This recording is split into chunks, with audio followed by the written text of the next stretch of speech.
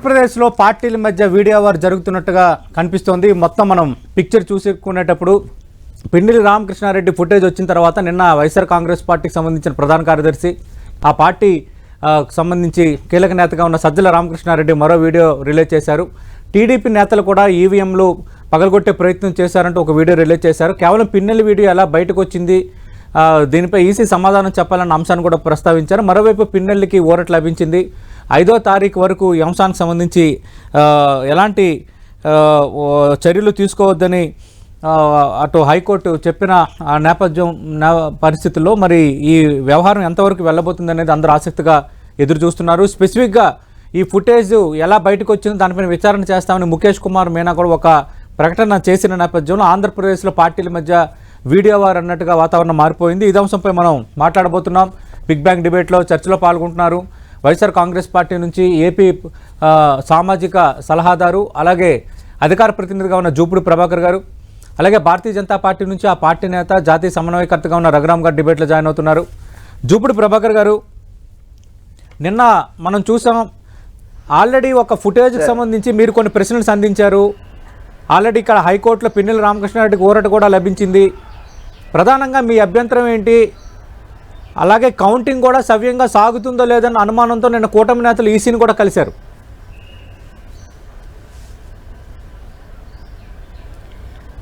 ఇక్కడ సతీష్ గారు, 10 టీవీకి మీకు ప్రేక్షకులందరికీ కూడా నమస్కారం. అదేవిధంగా నమస్తే. నాతో పాటు లైవ్లో ఉన్నటువంటి రఘురామ్ గారికి నేను ఏబుల్ టు సీ అండి, కనపడుతూ ఓకే సార్.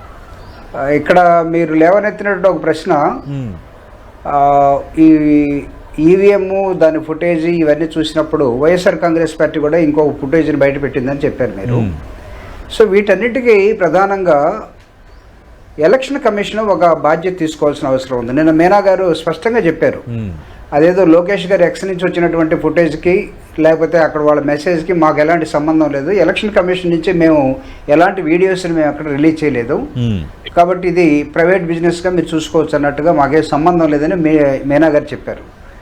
అయితే ఒక ఎలక్షన్ కమిషన్ ఆ విధంగా చెప్పిన తర్వాత తెలుగుదేశం పార్టీ నాయకులకు కానీ లేకపోతే లోకేష్ గారికి కానీ అసలు ఆ వీడియో ఎక్కడి నుంచి వెళ్ళింది, ఆ వీడియో మీనా గారి ప్రెస్ మీట్లో ఏం చెప్పారంటే, ఇలాంటి ఘటనలు దాదాపు 11 జరిగాయి ఈ రాష్ట్రంలో.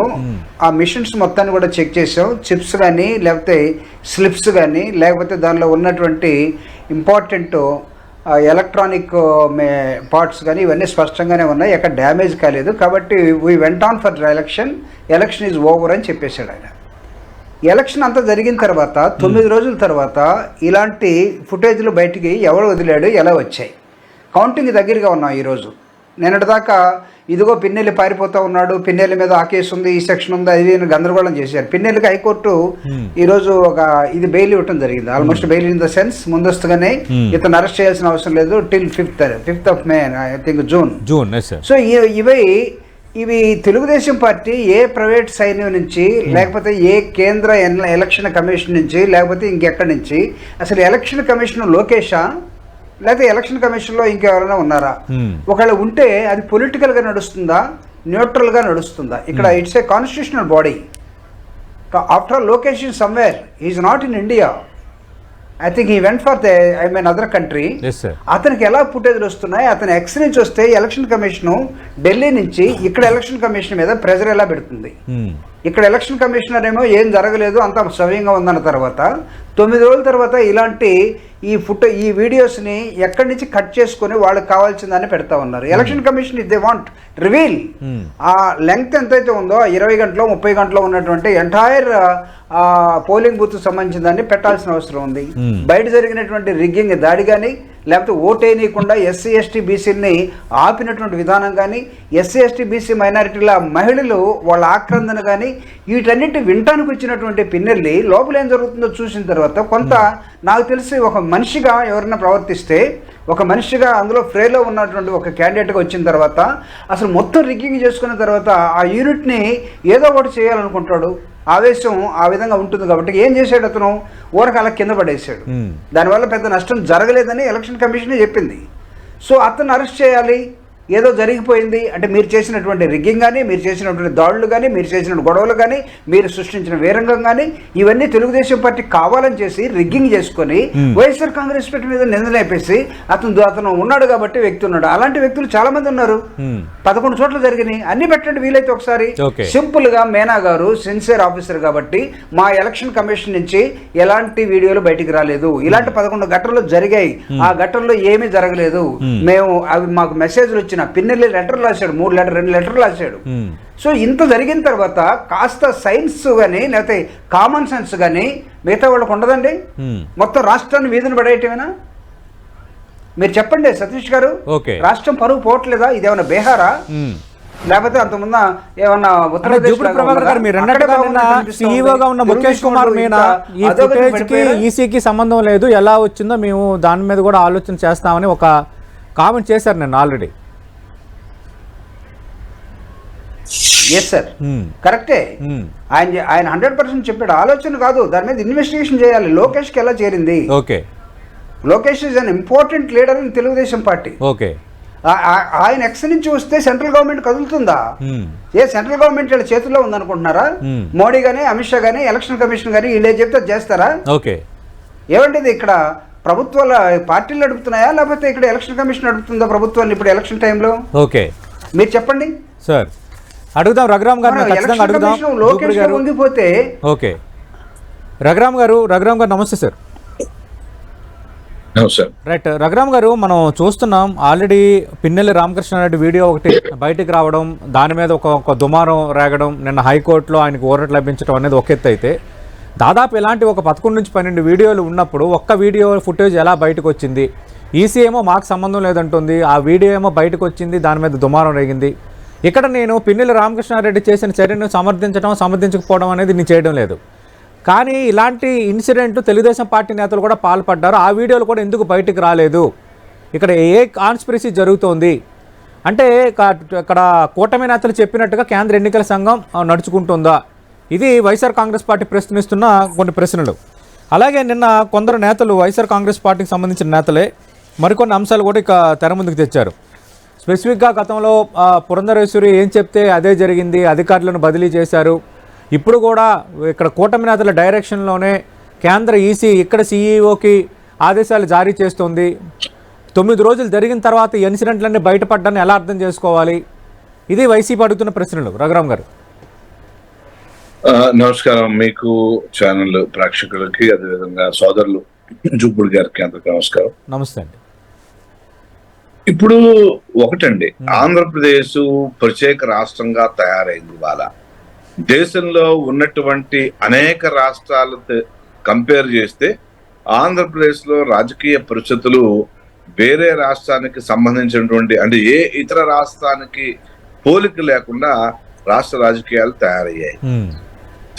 ఒకటి, గతంలో అంటే అధికార పక్షము ప్రతిపక్షము కళ్ళతో కళ్ళు పెట్టి చెయ్యి పెట్టి అంటే కరచాలనం చేసుకునే పరిస్థితి కూడా ఆంధ్రప్రదేశ్ లో లేదు. గతంలో ఏ రాష్ట్రంలోనూ ఇలాంటి పరిస్థితులు ఎదురవ్వలేదు.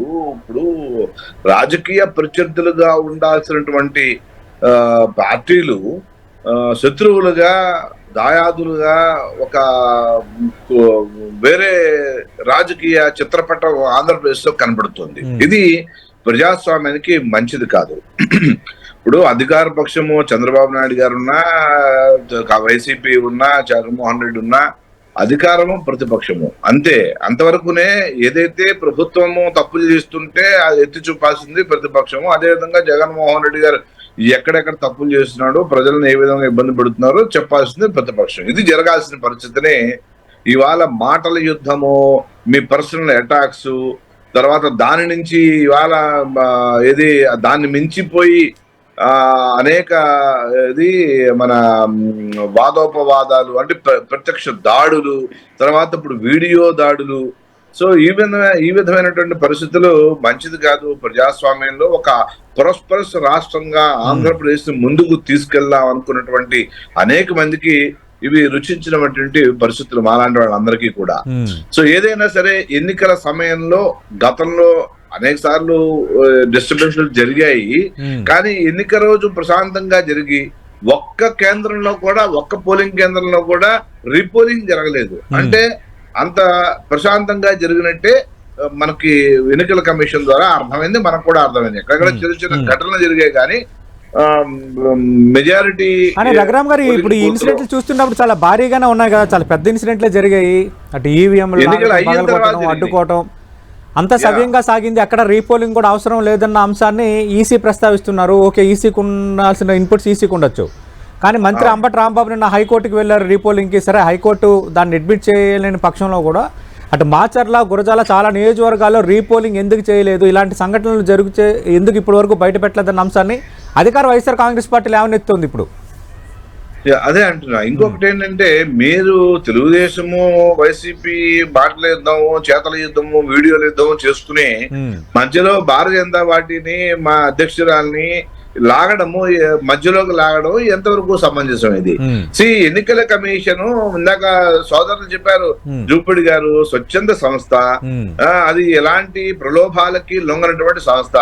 మోంట్రోకు ముఖేష్ కుమార్ మీనా గారు ఏ విధంగా అయితే తను ఇండిపెండెంట్ గా పనిచేస్తున్నారో, అదే ఎన్నికల కమిషన్, దేశంలో ఉన్నటువంటి కేంద్ర ఎన్నికల కమిషన్ తన యొక్క నివేదికల ద్వారా రాష్ట్రం తెప్పించుకుని ఏదైతే ఎన్నికల నిష్పక్షపాతంగా జరగాలి, కౌంటింగ్ వరకు కూడా, కౌంటింగ్ కిను ఎన్నికలకి ఇంత గ్యాప్ వచ్చిన తర్వాత సమయం పాటించాల్సిన అందరికి ఉన్నది. వీడియోలు ఎవరు ఎలా వస్తున్నాయి? ఇప్పుడు వైసీపీ మొన్న టీడీపీ రిలీజ్ చేసిన వీడియో లోకేష్ గారు పెట్టారంటున్నారు, ఇప్పుడు వైసీపీ రిలీజ్ చేస్తుంది. ఎన్నికల కమిషన్ దగ్గర ఉండాల్సిన ఫుటేజెస్ బయటకు ఎలా వస్తున్నాయి? దీని మీద ఎంక్వైరీ చేయాలి, ఖచ్చితంగా దీని మీద ఎంక్వైరీ చేయాలి. ఎలా బయటకు వెళ్ళాయి కావాలి. సో ఎన్నికల కమిషన్ ప్రాపర్టీ, అది ఎన్నికల సంఘం పెట్టినటువంటి విషయము.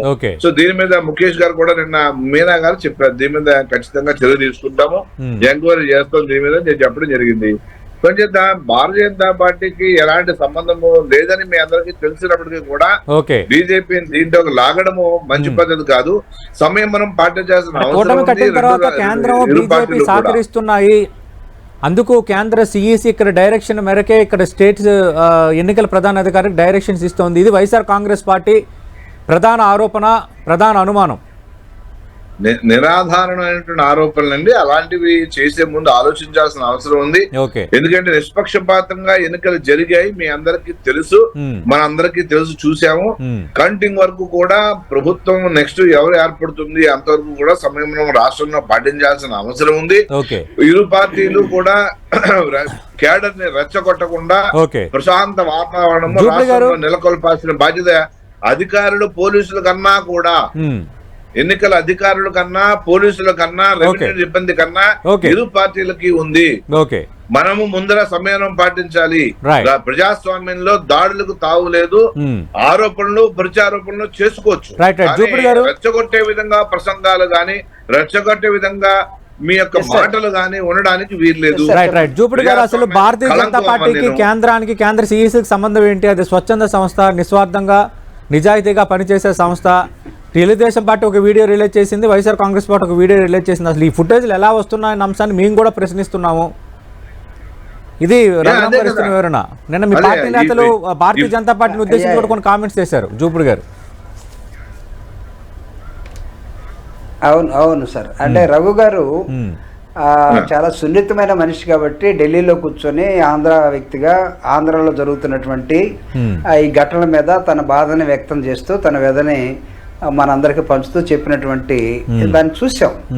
కానీ ఈ యాక్షన్ తీసుకోవాల్సింది కూడా మీరే కదా, కేంద్ర ఎన్నికల కమిషన్ మీ చేతుల్లో ఉండి.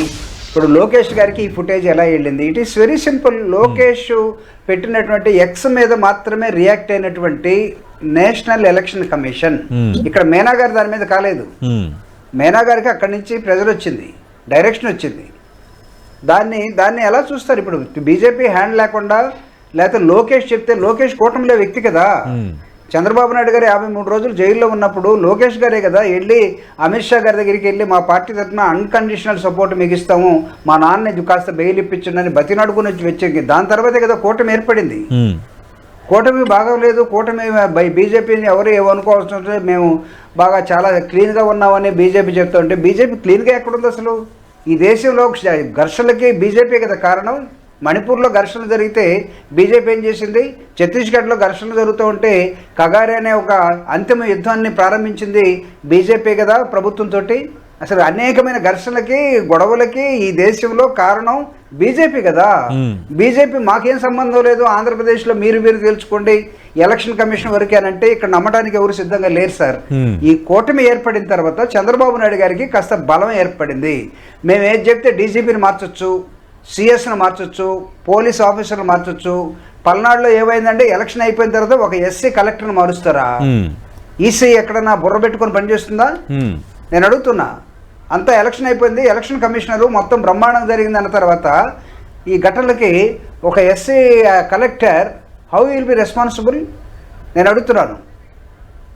మీరు ఇవన్నీ చేస్తూ కేంద్రం నుంచి వాళ్ళని మార్చండి, వీళ్ళని ట్రాన్స్ఫర్ చేయండి, వీడిని సస్పెండ్ చేయండి, వాడికి నోటీస్ ఇవ్వండి. ఈవెన్ కలెక్టర్కి నోటీస్ ఇచ్చారా? ఏమైనా ఎక్స్ప్లెనేషన్ అడిగారా? No. Is it the administrative process? I'm asking you, is the administrative process? Where is your governance? Telugu Desam party BJP తోటి కుమ్మక్కైన విధానం స్పష్టంగా కనపడటం లేదా? ఇది ఇప్పుడు మీరు అడుగుతున్నారు, వైఎస్ఆర్ కాంగ్రెస్ పార్టీ కూడా కొన్ని వీడియోల్ని బయటకు తీసిందంటే ఈ వీడియోలు ఖచ్చితంగా వస్తాయి. 11 ఘటనలు జరిగినాయి అన్నారు. లక్కీ మేనా గారు చెప్పిన దానికి, మేనా గారు ఎక్సలెంట్ ఆఫీసర్ కాబట్టి ఆయన్ని ఓవర్ రైట్ చేసి బయటకు పైనుంచి వస్తున్నారు. కానీ ఇప్పుడు ఈ రోజు 82% ఓటింగ్ జరిగిందంటే ఆంధ్రప్రదేశ్ లో అది మేనా గారి ఎడ్యుకేషనే కదా. జిల్లా కలెక్టర్కి ఓటు ఉపయోగించుకోవాలి, మీ ఓటుని మీరు జాగ్రత్తగా వాడుకోండి అంటే మీరు ఏం చేశారు? మాచర్లో ఎస్సీ ఎస్టీలు ఓటింగ్ రాకుండా వాళ్ళ మీద దాడులు చేసి వాళ్ళ తల్ల పగలగొట్టి అక్కడ రిగ్గింగ్ చేసుకోలేదా? అయినా సరే ఓటు కోసం తహతహలాడి ఓటేసినటువంటి వ్యక్తులు కనపడటం లేదా? ఓటింగ్ శాతం 80% పెరిగిందంటే క్రెడిట్ గోస్ టు ది మేనా గారికి ఇవ్వాలా? అంటే జూపడి గారు సేమ్ టైం చిన్న ఘటనలు జరిగాయి, పెద్ద మనం పట్టించుకోవాల్సిన జూపడి గారు పిన్నెల్లి రామకృష్ణారెడ్డి వీడియో నారా లోకేష్ ఎక్స్ లో ఆయన పోస్ట్ చేసిన తర్వాత దాన్ని సిఈసి తీసుకొని రాష్ట్ర ఎన్నికల ప్రధాన అధికారికి దానిపైన వివరణ అడిగిన అంశం చోటు చేసుకుంది. అది వాస్తవం. ఇప్పుడు ఆ ఫుటేజ్ ఎలా వచ్చిందన్న దాన్ని మీరు ప్రశ్నిస్తున్నారు. మరి నిన్న మీ చేతిలో ఒక ఫుటేజ్ వచ్చింది, మరి అదే ప్రశ్న మీకు కూడా తలెత్తింది. మీరు కూడా దానికి వివరణ ఇవ్వాలి కదా.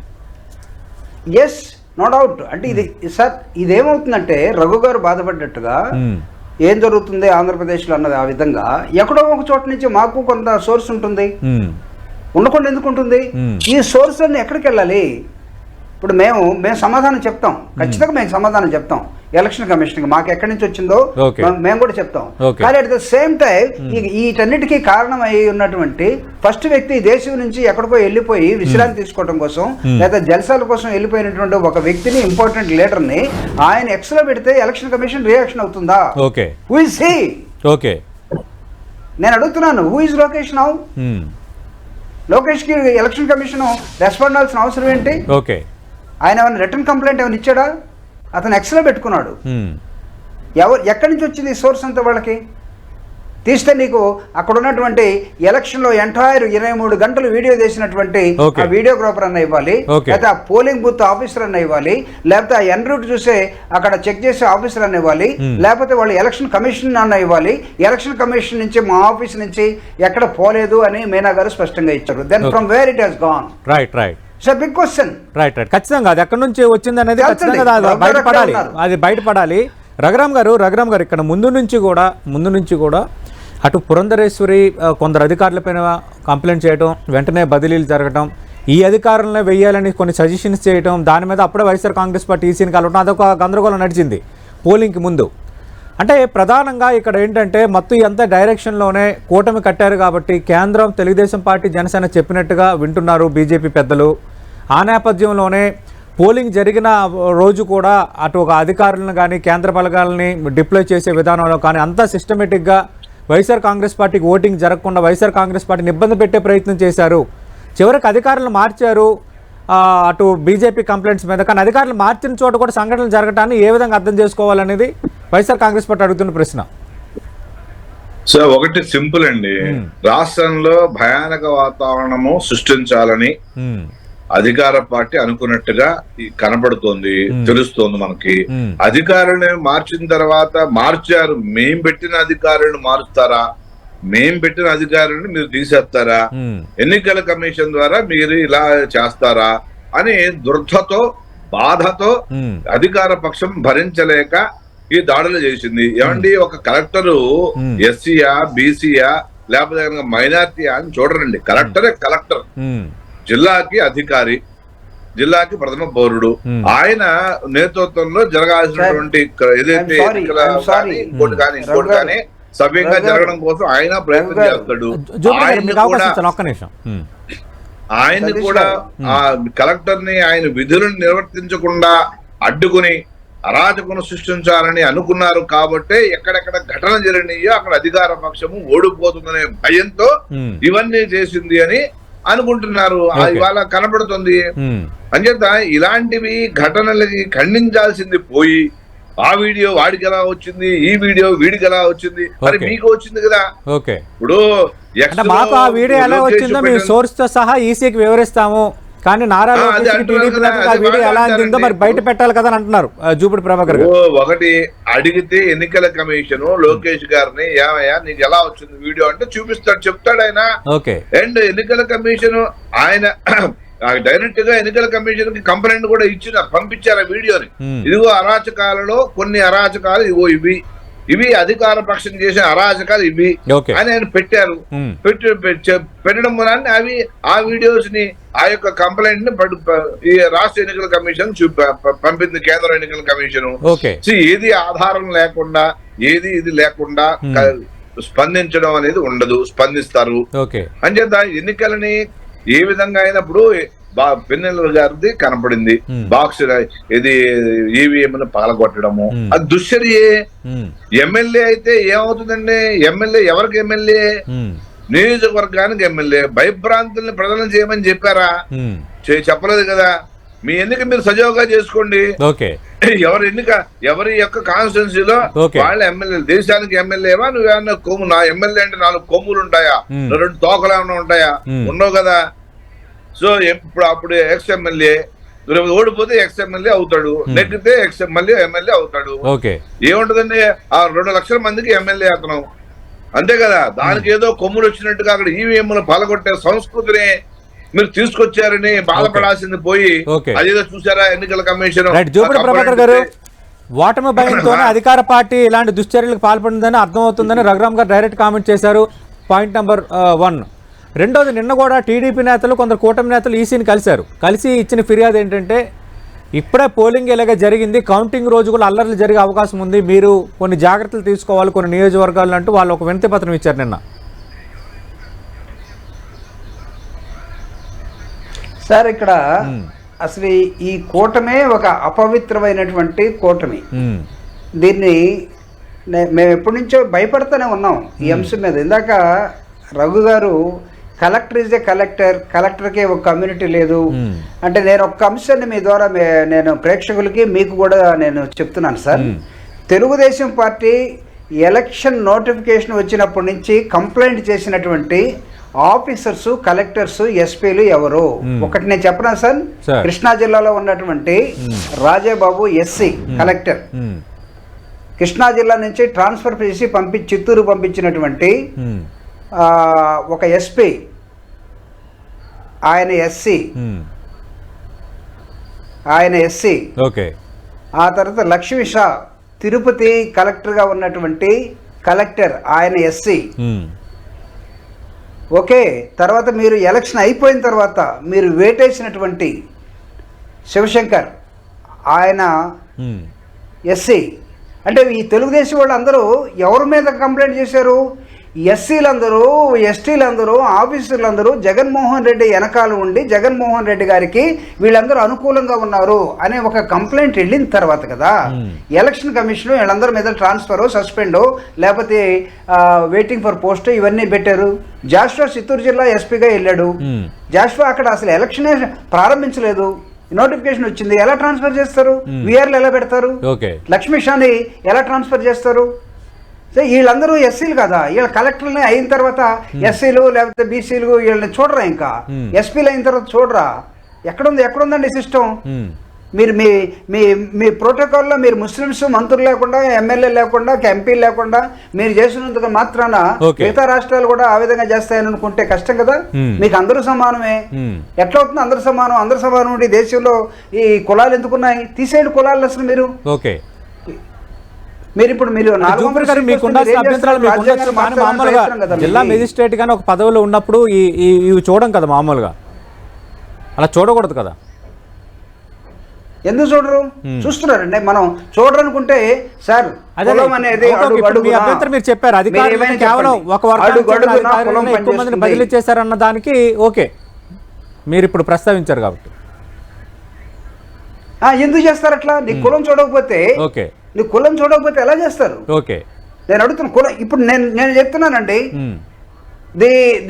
ఎవరైతే వీళ్ళు బాధితులు ఉన్నారో వీళ్ళందరూ కూడా ఎస్సీ సామాజిక వర్గానికి సంబంధించినటువంటి వాళ్ళు. తీసుకోండి అసలు మీరు. We compare with other communities. Raghuram గారు అధికారులను బదిలీ ఎత్తి చూపుతున్నారు. మరి అలాంటప్పుడు మరి ఇది ఏ విధంగా అర్థం చేసుకోవాలి? ఒకటండి, తెలుగుదేశం ఇచ్చిన కంప్లైంట్ కదా, ఎలక్షన్ కమిషన్ తీసుకున్నటువంటి కంప్లైంట్ కదా, వాళ్ళు ఇచ్చినటువంటి రిజల్ట్ కదా ఇదంతా. ఓకే, ఎలా రఘు గారు వాళ్ళకి దాన్ని అట్రిబ్యూట్ చేయకూడదని అంటారండి? ఎలా అంటారు అసలు? ఓకే ఓకే రఘురామ్ గారు, ఇప్పుడు ఎన్నికల కమిషన్ నిష్పక్షపాతంగా పనిచేయడానికి బీజేపీలో ఇంపార్టెంట్ పర్సన్, అవసరమైతే బీజేపీలో కొన్ని మార్పులు చేర్పులు చేసే శక్తి సామర్థ్యం ఉన్నటువంటి రఘు గారిని నేను అడుగుతా ఉన్నా. ఆంధ్రప్రదేశ్ లో కులం పనిచేయటం లేదని అనుకుంటే ఎందుకున్నాయి ఈ పార్టీల్లో? ఎవరు ఇప్పుడు చంద్రబాబు నాయుడు గారు మీరు పెట్టండి, అక్కడ మాచర్లో జరిగినటువంటి లేడీస్ మాట్లాడుతున్నారు, ఒక వీడియో పెట్టండి మీరు. సతీష్ గారు ఒక వీడియో పెట్టండి. మా ఎస్సీ ఎస్టీలు బీసీలు ఓటేయకుండా ఎవర్రా మీరు అందరూ అని అడుగుతున్నారు లేడీస్. నిన్న వచ్చిందా వీడియో? పెట్టిన వీడియో వీలైతే మీ దగ్గర ఉంటే. Right right. Yes sir. నేనేమంటానంటే దానికి సమాధానం చెప్తారు. బీయింగ్ రైట్ రైట్ సమాధానం తీసుకొని వైండప్ చేద్దాం సార్. ఒకటండి సతీష్ గారు, ఎన్నికల కమిషన్ నిష్పక్షపాతంగా తన విధులు నిర్వర్తిస్తున్నప్పుడు మీరు వాళ్ళకి అధికారులు సక్రమంగా విధులు నిర్వహించాడా లేదా అనేది మాత్రమే చూస్తుంది. అతను ఏ కులము ఏ మతము చూడదు. అది మీకు తెలుసు, ఆ జూపుడు గారికి తెలుసు, మనందరికీ తెలుసు. అయితే ఇక్కడ ఆయన కొత్త తెలుగుదేశం పార్టీ ఒక వర్గంపై కత్తి కట్టి ఆ అధికారుల పైన ఫిర్యాదులు ఇచ్చింది, ఆ ఫిర్యాదులతో ఈసీ చర్యలు తీసుకుందన్నది జూపుడు గారి ఆయన రాజకీయంగా దాన్ని వాడుకుంటే వాడుకోవచ్చు, కానీ ఎన్నికల కమిషన్ విషయంలో మాత్రము ఎలాంటి పొరపాటు జరగలేదు, జరగదు కూడా.